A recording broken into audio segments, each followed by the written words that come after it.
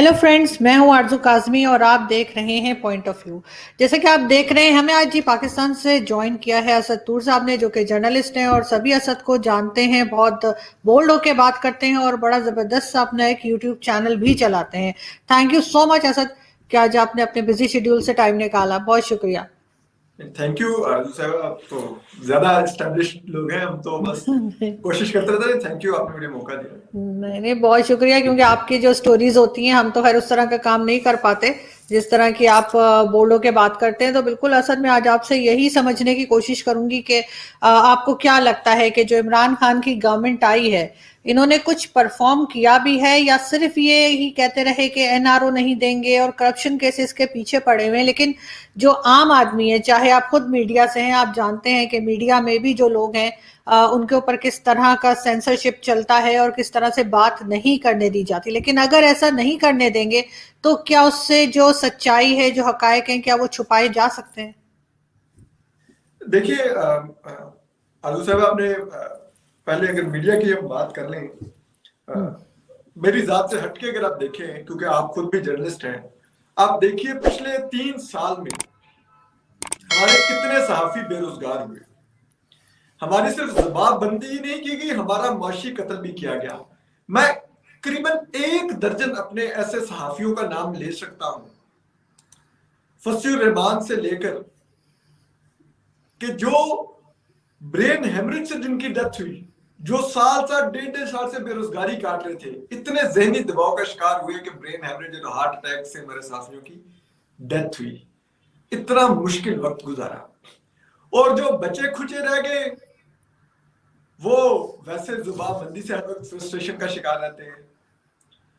तो हम ये तो एक मीडिया की, मैंने आपको एक छोटा सा कोट किया है कि मीडिया के क्या हालात हैं, माशी भी और सेंसरशिप के लिहाज से भी। इसी तरह अगर आप आम आवाम की तरफ चले जाए, अगर 3 साल में हुकूमत ने कुछ डिलीवर किया होता, कुछ आवाम की जिंदगी में बेहतरी की कोशिश की होती, कुछ पाकिस्तान को माशी तौर पर मुस्तहकम किया होता, तो 3 साल पहले जब ये हुकूमत में आए थे तब भी आईएमएफ के पास गए, सऊदी अरब से पैसे लिए, डेफर्ड पेमेंट पर तेल लिया, चाइना से लोन लिया और कहा कि ये सब कुछ इसलिए लेना पड़ रहा है कि अब जो आईएमएफ प्रोग्राम की जो सख्त शरायत है इसलिए अमल दरामद करना पड़ रहा है कि हम इस वक्त बीमार हैं मईशत और सर्जरी की जरूरत है, तो लोगों को ये सर्जरी की तकलीफ बर्दाश्त करनी होगी।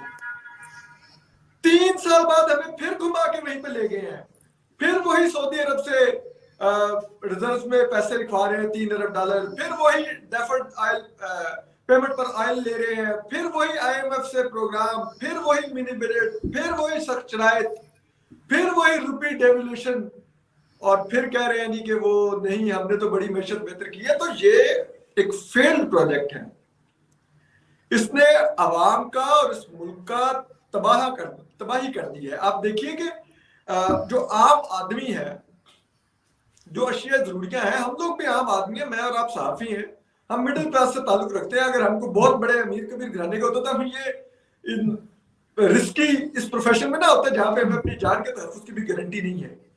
हम बैठ के खा पी रहे होते, अपना कुछ बिजनेस करते हैं, यकीनन हम इन्हीं सैलरीज पे चलते हैं, यही हमारी क्लास है। तो हम लोग को बाखूबी समझ सकते हैं कि आज जो अशिया जरूरिया हम खरीदते हैं, चाहे वो खाने पीने की चीजें हों या घर की कोई और जरूरत की इलेक्ट्रॉनिक्स की चीजें हों, वो 2 से 3 गुना उनकी कीमतें बढ़ चुकी हैं। और हम में से किसी के भी अगर पेरेंट्स बीमार हैं या कुछ भी है, तो हम अद्वियात को भी जानते हैं कि उनकी कीमतें कहां पर पहुंच गई हैं। तो अब सोचिए ना कि अवाम का तो भुरकस निकाल दिया, और भुरकस निकाल के ये होता ना कि 3 साल चले जी मरीज आपने गुजारा सर्जरी से, 3 साल बाद तो मरीज को रिलीफ मिलना चाहिए था ना। 3 साल बाद आप एक नई सर्जरी पे मरीज को डाल रहे हैं। तो लोगों को भी आइडिया हो गया है, इसीलिए उसकी एक झलक आपने भी केपी के फर्स्ट फेज में देख लिया, जो पीटीआई का होम ग्राउंड है। बिल्कुल, लेकिन असद अब तो इनके अपने जो मिनिस्टर्स हैं वो तक ये बात कर रहे हैं कि जी हम महंगाई की वजह से हार गए, वरना तो हम बड़ा ज़बरदस्त परफॉर्म कर रहे थे केपीके में।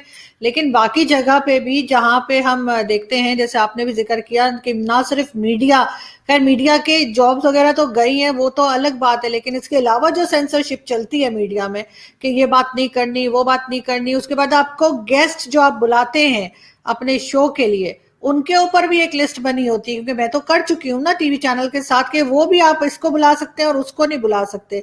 तो ये इतने डरे सहमे खौफजदा जो रहते हैं, उसके बाद ये समझते हैं कि इनका फेलियर जो है वो छुप सकेगा। देखिए आरजू साहब, आप जानती हैं कि 3 साल पहले हमें उस वक्त के DGISPR आसिफ गफूर साहब ने, जनरल आसिफ गफूर ने हमें लगाया था मुस्बत खबरें देने पर। उन्होंने वैसे तो हमें कहा था कि आपने 6 महीने मुस्बत खबरें देनी है और हमारी जुबानबंदी करवाई थी, लेकिन 6 महीने बाद भी पाबंदी हटी नहीं, हमें मुस्बत खबरें ही देनी पड़ी। अब 3.5 साल से हम मुस्बत खबरें दे रहे हैं, लेकिन जो अवाम का शऊर होता है ना, वो टीवी चैनल का मरहूने मिन्नत नहीं होता, जहां पर सिलेक्टेड गेस्ट आते हैं, सिलेक्टेड एंकर्स बैठे होते हैं, सिलेक्टेड टॉपिक्स पर बात हो सकती है। अवाम जब वोट देने जाती है, वो ये नहीं देखती कि खित्ते में सबसे सस्ता मुल्क पाकिस्तान में, भारत में पेट्रोल 160 रुपए का, पाकिस्तान में देखो 145 का दे रहे हैं तुम्हें। अवाम के लिए ये बातें नहीं मैटर करती। अवाम ये देखती है मेरी जेब से 145 रुपए तुमने पेट्रोल के निकलवाए थे, मुझे तुमने 3 रुपए वाली टैबलेट 7 रुपए की दी थी। अवाम ये सब कुछ महसूस करती है, हम जितनी मर्जी मुस्बत रिपोर्टिंग कर लें, अवाम इस मुस्बत रिपोर्टिंग को नहीं बाय करती, क्योंकि अवाम का एक अपना बैरोमीटर होता है।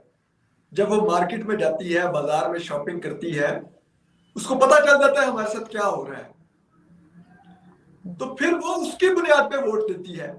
वो इस प्रेस कॉन्फ्रेंस की बुनियाद पे वोट नहीं देती है खित्ते में पेट्रोल की प्राइसेस देखें, बर्तानिया पाकिस्तान से ज्यादा महंगाई है। वो उनके लिए चीजें बैठने के कहते हैं हमारे साथ तुम क्या कर रहे हैं, हम उसकी बुनियाद पे वोट देंगे, और वो अपने केपी में देख लिया है। तो ये जितनी मर्जी हमारी जुबानबंदी करवा लें, लोगों को पता है हमारी जुबानबंदी है। जब हम जनरल आसिम बाजवा की मुबैना करप्शन से जो अरबों रुपए की जायदादें हैं, उसकी स्टोरी नहीं चलाते लेकिन उसकी तरदीद चलाते हैं, तो लोग भी तो कहते तो है ना कि यार ये किस खबर की तरदीद चल रही है, ये खबर तो चली नहीं थी। तो लोगों को पता चल जाता है कि हम किस सेंसरशिप का शिकार हैं। तो फिर लोग हमारी मजबूरी जानते हैं और लोग फिर अपनी खुली आंखों से फैसला करते हैं जब वो बाजारों और मार्केटों में निकलते हैं। ये जिन्होंने 200 अरब डॉलर ला के मेरे और आपके मुंह पर मारने थे, वो आसिम बाजवा की चंद मिलियन डॉलर नहीं ला सके वतन वापस। और अब तो ये हाल है, पैसे लाए तो मुंह को उन्होंने वो घुंघरू डाल लिए मुंह को कि बोलना नहीं, मलिक रियाज के पैसे आए हैं, और वो पैसे उठा के सुप्रीम कोर्ट के फंड में डाल दिए। माशाल्लाह सुप्रीम कोर्ट ने वैसे इस पे नहीं कहा कि यार ये तो पैसे किसी और हराम की कमाई के थे, वहां पे दो, हम इससे और हराम की कमाई के 460 रन लेने हैं। तो वो फिर उतनी, लेकिन ये इससे तो असद यही पता लगता है ना कि ये एक नहीं दो पाकिस्तान चल रहा है। अगर कोई आम आदमी हो, छोटी से छोटी चीज भी उसकी हो तो वो पकड़ा जाएगा, लेकिन ना तो आसिम सलीम बाजवा से पूछा जाएगा कि ये सब फ्रेंचाइज कहाँ से ही, बल्कि इस्लामाबाद में आप भी रहते हैं, मैं भी, तो पूरे में आप देख सकते हैं कि वो उनके जो पापा जॉन्स है उसके लिए किस तरह के जो है चल रहा है, कैंपेन चल रही है, और बताया जा रहा है कि जी यहाँ पे भी अब ब्रांचेस खुल गई हैं। और इसी तरह से जो मलिक रियाज है उसका भी सभी को मालूम है किस तरह का चोर है, लेकिन उसको भी कोई कुछ नहीं कहेगा। और दूसरे भी जो हमारे रिटायर्ड फौजी निकलते हैं, जनरल्स, उनके जिस तरह की प्रॉपर्टीज और कॉर्नर प्लॉट्स होते हैं उस पर बोलना मना है। और पॉलिटिशियन भी अपनी मर्जी के, यानी आप फैसल वाउडा पे नहीं बोल सकते। फैसल वाउडा कब से चक्कर लगा रहा है, सारी दुनिया को पता लग गया कि डुअल नेशनल है, लेकिन कुछ नहीं हो पा रहा। तो या फिर दो पाकिस्तान ये कब तक चलाते रहेंगे? मेरे ख्याल में जब तक चला सकते थे वो चला लिया है इन्होंने। और अब जो अवाम का रिएक्शन आ रहा है, वो जिनको लाए हैं उनको भी पता है कि जो कश्ती उन्होंने समुद्र में डाली थी, अब वो कश्ती उनको साथ लेके डूबने जा रही है। तो अब वो जितना मर्जी कर ले, वो आसिफ जरदारी साहब ने बता दिया है कि वो कहते हैं वो फार्मूला दो, तो मैंने कहा हम फार्मूला, तुम्हारे फार्मूला ने मुल्क तबाह किया है। मियां नवाज शरीफ भी यही कह रहे हैं। तो मसला ये है कि अब सिर्फ उनको ये चाहिए कि कोई बेल आउट उनको कर दे, ये इमरान खान का बैगेज कोई और उठा ले और हम साइड पर होने को तैयार हैं। लेकिन जो पाकिस्तान की जो पॉलिटिकल क्लास है, जो सियासतदान है, जो वाकई पॉलिटिकल जमातें हैं, यानी कि नून लीग और पीपल्स पार्टी, वो अब बहुत क्लियर है कि हमने कोई बेल आउट आपको नहीं करना, आपका तजर्बा, आपकी हरकत आप भुगते, और जब हमारा वक्त आएगा तो हम जो भी करना होगा हम तब करेंगे। लेकिन जब तक आप ये लाए हुए हैं, अपने किए को खुद अनडू नहीं करेंगे तो हमसे तवक्को मत करें कि हम आपको ये जिसे कहते हैं वो दोबारा से रिलीफ दे के ठीक है जो आपसे गलती होगी, आइए हम आपकी इस गलती को की सफाई करें और आपको बेल आउट करें, ताकि कल को आप फिर दोबारा हमारे सर पर आकर सवार हो। तो अच्छा, जिस तरह का केपीके में इनको रिजल्ट देखने को मिला, आपको लगता है ये आगे अभी जो 1.5 साल इनका रह गया है वो भी ये निकाल पाएंगे, या पहले ही आपको छोड़कर भागते हुए नजर आ रहे हैं इसलिए कि सबके पास सब डुअल नेशनल हैं, अपनी अपनी फ्लाइट पकड़ेंगे और निकल जाएंगे? देखिए, जिस दिन ये हुकूमत घर जाएगी ना, आप देखिएगी, आपको मैं अभी नाम दे रहा हूँ, आपने शहबाज गिल मुझे ढूंढ के देना है, आपने मुझे शहजाद अकबर ढूंढ के देना है, आपने मुझे फैसल वाडा ढूंढ के देना है, आपने मुझे वो चीकू जो है वो ढूंढ के देना है, ठीक है, आपने मुझे जुल्फी बुखारी ढूंढ के देना है, और भी एक लिस्ट है लंबी, जिन्होंने जो ही ये हुकूमत ने घर जाना है तो उनकी टिकट बुक होनी है। फिर रह गए बाकी कुछ लोग, वो सब लोग क्योंकि वो पीटीआई के लाइलिस्ट है नहीं, वो फसली बटेरे हैं, उनको पता, उन्होंने फसलें चुग ली हैं, उन्होंने अगले खेत की तरफ प्रवास कर देनी है जो नई फसल लगने जाएगी, चाहे वो शेख रशीद हो, चाहे वो फवाद चौधरी हो। बिल्कुल सब लोग इनकी, क्या आप तो जानती हैं कितनी पार्टियां स्विच कर चुके हैं, अल्हम्दुलिल्लाह शायद ही कोई पार्टी बची जिसमें ये लोग नहीं गए। तो ये प्रवास कर देंगे ये फसली बटेरे। फिर रह गए जो इमरान खान के गिने चुने सोशलिस्ट, अली मोहम्मद खान लोग, ये 5-7 खड़े रह जाएंगे इमरान खान के इर्द गिर्द। मालूम नहीं ये अगले इलेक्शन में सीटें भी जीत पाएंगे कि नहीं, लेकिन एक बात हमें क्लैरिटी है, और आप देख लीजिएगा, इस क्लिप को भी रख लीजिएगा, अगर मैंने गलत कहा हो तो बुला के मुझे डिलीट भी कर लीजिएगा, कि पीटीआई के पास अगले इलेक्शन में जब रिजल्ट आएंगे, अगर 2013 जितनी नशिस्तें भी हुई तो समझिएगा पीटीआई ने बहुत कुछ अचीव कर लिया। इनके पास 2013 जितनी नशिस्तें भी नहीं होगी जो 30-32 थी, तो बस फिर अब क्या है, यही है। लेकिन यही है कि जितना एम्बैरेसमेंट इस वक्त हुआ है इमरान खान की गवर्नमेंट में, हर जगह पे कोई, शायद कोई ही कंट्री छोड़ी हो जिनसे इन्होंने लोन नहीं मांगा या फंड नहीं मांगा, चावल तक तो लेकर आ गए ये सऊदी अरब से। लेकिन साथ साथ अभी जो ओआईसी की मीटिंग हुई है उसमें क्या अचीव किया इन्होंने? कुछ इनको पता लगा, कुछ इन्होंने काम किया, या इसका फायदा क्या हुआ इनको? क्योंकि अफगानिस्तान के तालिबान का सपोर्ट करके तो सिर्फ और सिर्फ फौरी हाथ आई है। बिल्कुल ठीक कह रही है। इमरान खान मांगने के तो इतने एक्सपर्ट है कि जब अशरफ गनी सदर थे अफगानिस्तान के तो $1 करोड़ उनसे भी इमदाद ले आए थे। तो ये तो कह रहे हैं उनको, कम से कम इमरान खान की मांगने की और दूसरे के पैसों पर जिंदा रहने की जो एक्सपर्टी है उसको हम नहीं चैलेंज कर सकते। We have faith in you, कम से कम इन 2 चीजों में। तो अब जहां तक आप कह रही हैं, ये जो ओआईसी का आपने एक हंगामी इजलास करवाया, अब देखिए कितने अफसोस की मुकाम है, पाकिस्तान होस्ट था इस इजलास का, पाकिस्तान ने इनिशिएट किया था ये इजलास, ठीक, वज़ीर-ए-आज़म कश्मीरियों के सफीर है सो कॉल्ड, ठीक। इस इजलास में या तो कहते ना कि सिर्फ एक 1 पॉइंट एजेंडा था अफगानिस्तान, तो हमें समझ आती, इस इजलास में अफगानिस्तान के अलावा फलस्तीन पर भी करारदाद पास हुई, कश्मीर का नाम तक नहीं लिया गया। आप एक कश्मीर पर एक करारदाद ना पास करवा सके मुस्लिम उम्मा से, ये आपकी औकात है इंटरनेशनली।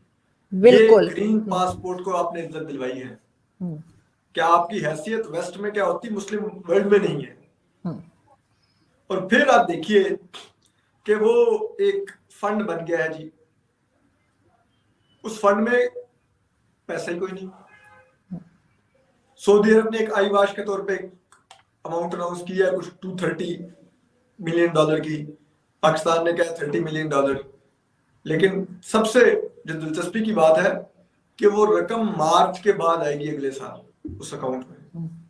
आप एक चीज बताइए, एक अफगानिस्तान, जो हमारे अफगान बहन भाई हैं, वो जिस खुराक और अद्वियात और बाकी अशिया जरूरिया के बहरान से गुजर रहे हैं, उनको सबसे ज्यादा इस वक्त जो इंसानी इमदाद की जरूरत होगी वो ये अब है, क्योंकि अब एक सख्त तरीन सर्दियां वो गुजारेंगे।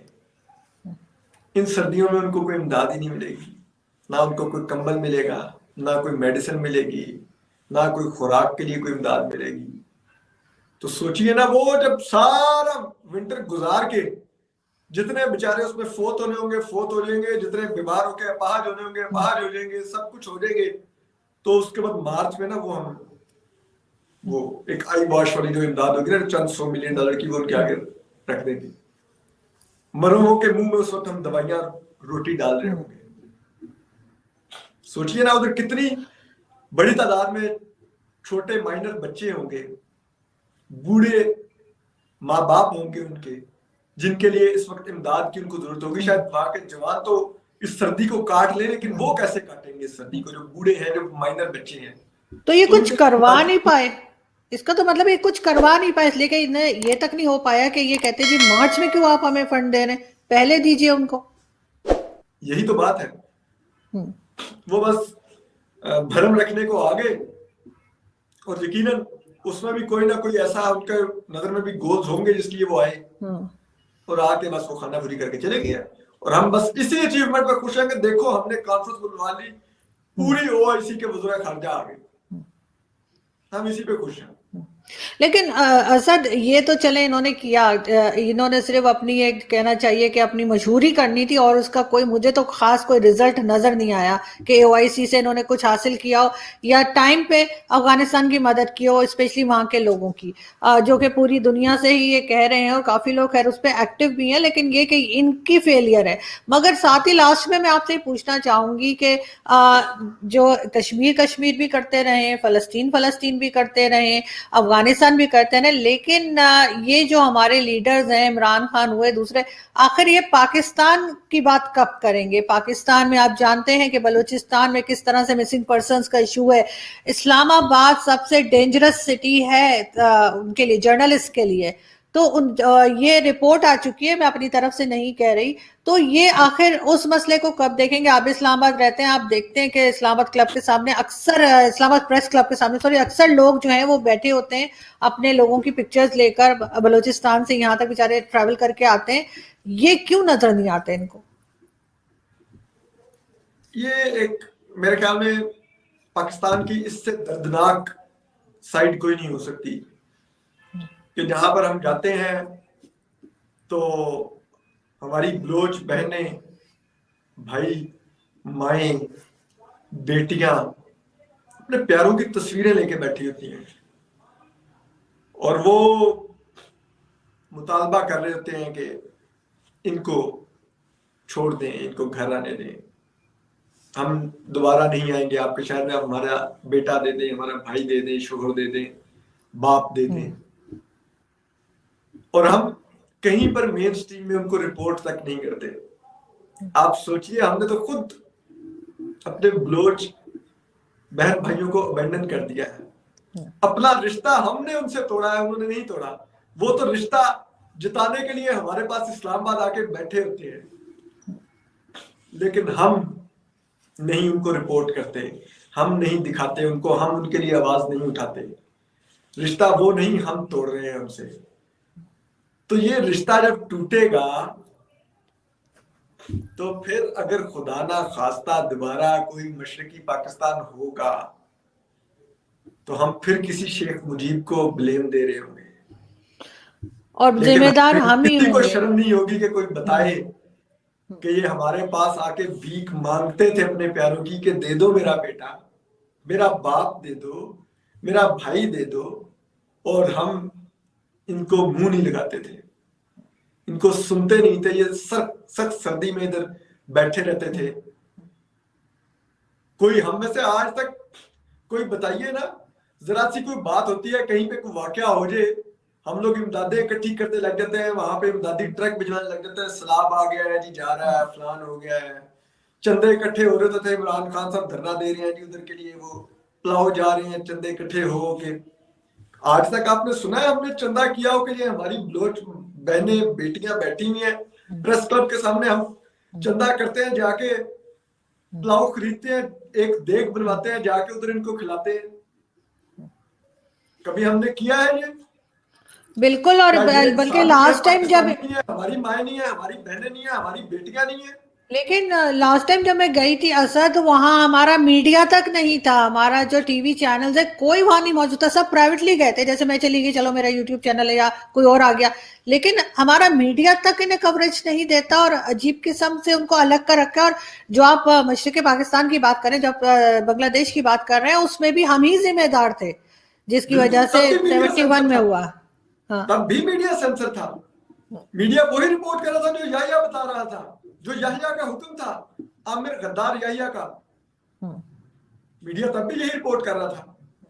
यहां तक कि जिस दिन हथियार डाले उस दिन भी जिया का बयान वॉर टिल विक्ट्री लगा हुआ था और नीचे छोटी सी खबर लगी हुई थी, दो कमांडर्स के दरमियान, मुकामी कमांडर्स के दरमियान मुआहदे के तहत भारतीय फौज ढाका में दाखिल होगी। आज भी यही और हालात है। आज भी यही हालात है, बिल्कुल। हम नहीं बता सकते कि ये हमारी बेटियां बैठी हुई हैं अपने बिठाई हुई हैं इधर सर्दी में, और ये हमारे ही एजेंसी के लोग हैं जो उनके लोगों को उठा के ले गए। ये भी हमारे ही जो रिटायर्ड आर्मी वाले हैं वो खुद ही बता रहे हैं कि जी वो हम ले जाते हैं, और मेरे शो में आके हमसे शुएब साहब ने कहा हाँ जी ले जाते हैं, 2-4 साल बाद छोड़ देते हैं उनको, कोई मसला ही नहीं है उनके लिए। मतलब हाँ। ये क्या बात हुई? वही ना। और ये आपका जिसे कहते हैं ना कॉन्स्टिट्यूशनली, जैसे अगर आप इसको देखें तो ये कॉन्स्टिट्यूशनल ब्रेकडाउन है इस रियासत का, कि आप इलीगली लोगों को उठा रहे हैं, इलीगली उनको गायब रख रहे हैं। पाकिस्तान की अदलिया भी खामोश, पाकिस्तान की पार्लियामेंट भी खामोश, पाकिस्तान का मीडिया भी खामोश, और फिर ये कह रहे हैं बलूचिस्तान तो हमारा है, ये बलोच हमारे हैं। किस बुनियाद पे हम उनको ओन कर सकते हैं, आप बताइए। और दूसरा सर, वही मैं पूछूंगी आपसे लास्ट में कि जितने भी हमारे जर्नलिस्ट जिनके ऊपर अटैक होते हैं, चाहे किसी भी शहर में हो पाकिस्तान के, चाहे इस्लामाबाद में, चाहे आप हो, चाहे हामिद मीर साहब हो, चाहे अफसार आलम साहब हो, सबके जगह जो है वो सीसी कैमरा लगा हुआ था और फुटेजेस हैं इनके पास। कोई एक इन्होंने पकड़ा है, किसी एक को सजा दी है इन्होंने? कुछ नहीं करते ये। तो इससे क्या मतलब लिया जाए कि खुद करवा रहे हैं?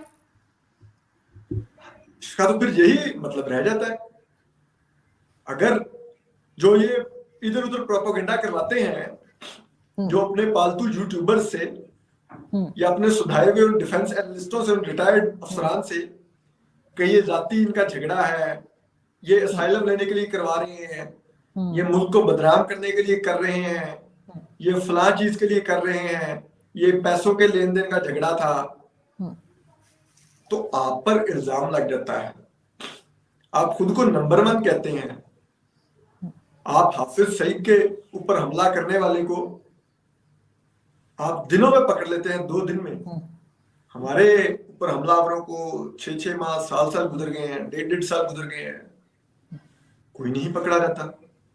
ना नादरा से रिकॉर्ड मिलता है, ना सेफ सिटी 7 कैमरों से रिकॉर्ड मिलता है, ना कुछ मिलता है।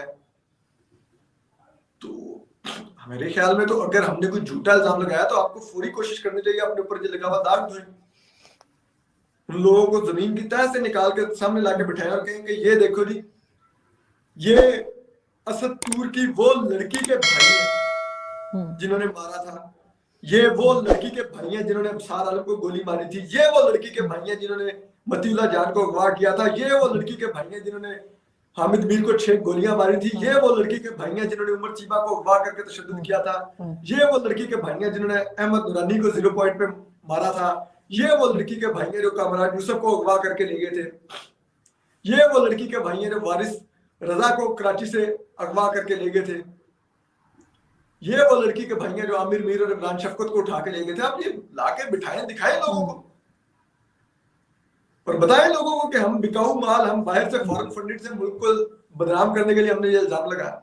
लाए ना लाके दिखाएं, हम तो यहीं पे रह रहे हैं, ये सब कुछ भुगत के भी यहीं पे रह रहे हैं।